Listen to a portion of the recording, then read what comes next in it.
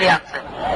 ফিরে আনার পরে বাচ্চা বলতেছে, আমি তো তোমাকে আগেই বলছিলাম তুমি ইসলাম ছাড়ো না, তার ধর্ম গ্রহণ করো, আমি তোমাকে আমার বাচ্চায় অর্ধেক দিয়ে দিব। কোনোদিন হইতে পারে না, কোনোদিন আমি ইসলাম ছাড়বো না। আরে তুমি তো কাঁদতেছিলাম, তুমি তো ভয় কাঁদতেছিলাম। আরে আমি ভয় কাঁদতেছিলাম না, আমি তো কাঁদতেছিলাম এই জন্য যে আমার কাছে মাত্র একটা জাত, আমার কাছে মাত্র একটা জাত, এই জন্য আমি কাঁদতেছিলাম।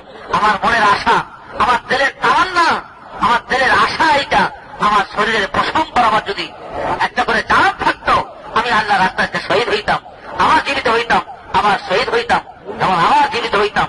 আমি কাঁদতেছি এই জন্য যে আমার কাছে মাত্র একটা জাত, তুমি আমাকে গরম পানির মধ্যে ধাক্কাতে ফেলে দিবা, আমার জাতটা চলে যাবে, আমি আল্লাহ রাস্তায় শহীদ হয়ে যাবো, শাহাদাতের মাধ্যমে আমি একবার পাইব।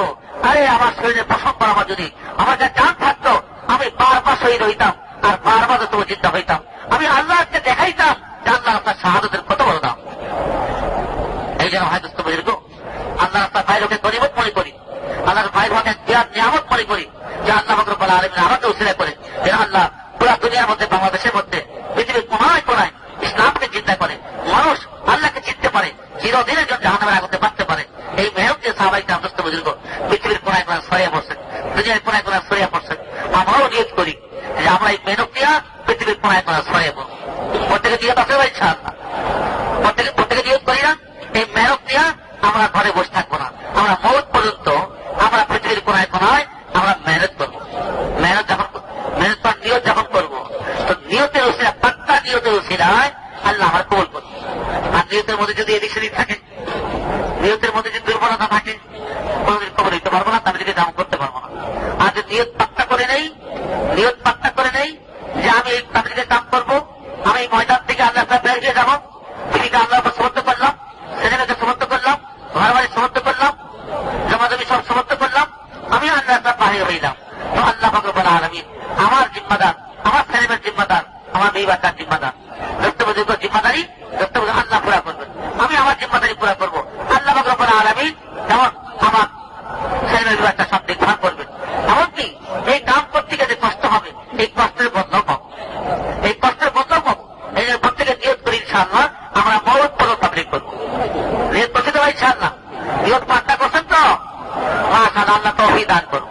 শুধু নিয়ত করলে হবে না, খাওয়ার নিয়ত করলে পেট ভরে না, হাত দিয়ে খানা খাইতে হয়, বোঝাচ্ছে ভাই? তাদেরকে নিয়ত করলে হবে না, তাবলীগ আমাকে করতে হবে। এই জন্য প্রত্যেকে নিয়ত করি আমার নগদ আল্লাহ রাস্তায় বেরিয়ে যাও।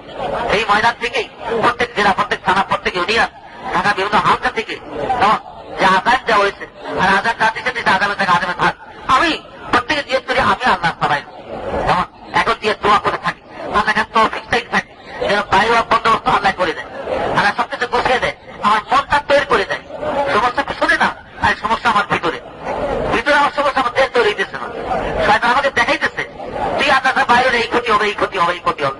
আরে সে তো শয়তানের ধোঁকা, এই শয়তান তো আমাকে মহান বিরাট দায়িত্ব থেকে ফিরিয়ে রাখার জন্য চেষ্টা করতেছে।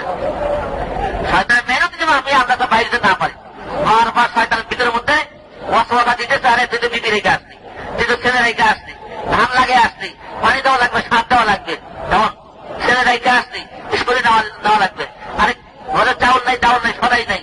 শয়তান সব সময় আপনাকে এই কথা মনে করে দিতেছে, আর আপনার চিন্তা করে হ্যাঁ আসলে তো ঠিকই, ঘরে চাউল তো নাই, যেমন এই 3 দিনের ইস্তেমা তো 4-5 দিনের চাউলটাও দিয়ে আসছে, এরপর কি হবে, আর এরপর কি হবে, যেমন এরা আল্লাহর উপর ছাড়ে, সবকিছু আল্লাহর উপর ছাড়েন, মুসাই সাহেব যেরকম আল্লাহর উপর ছাড়ছেন, বিবিকে অবস্থা রেখা যেমন ফেরাউনি কাজ চলে গেছেন, তো আল্লাহ মুসাই সাহেব বিবিকে মারেন নাই, আল্লাহ হেফাজত করছেন।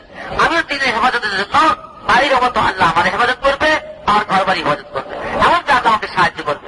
আমার এই কাজ করতে কষ্ট হবে, এই কষ্টের দ্বারা বুজুর্গ আল্লাহ আমার ভিতরকে বানিয়ে দিবে, ভিতরকে পাক সাফ করে দিবে, যেমন আমার জিন্দিগি নমুনা হবে, আমার জিন্দিগি নমুনা হবে, আমি তাবলীগের আমার আদর্শ হব।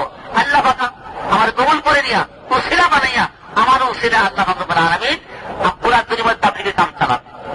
আমি চিন্তা করি দুনিয়ার ক্ষতির চিন্তা করি, মানের ক্ষতির চিন্তা, জমাজমের ক্ষতির চিন্তা, বিবাদটার ক্ষতির চিন্তা করি, তো আমি দুনিয়ার ক্ষতির চিন্তা করি তো আমার দ্বারা তাবলীগ হবে না।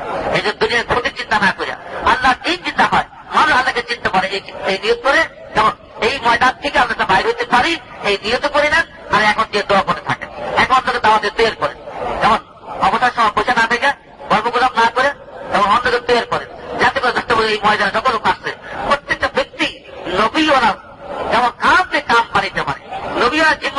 জিম্মাদারি মুম্বরি করতে পারে।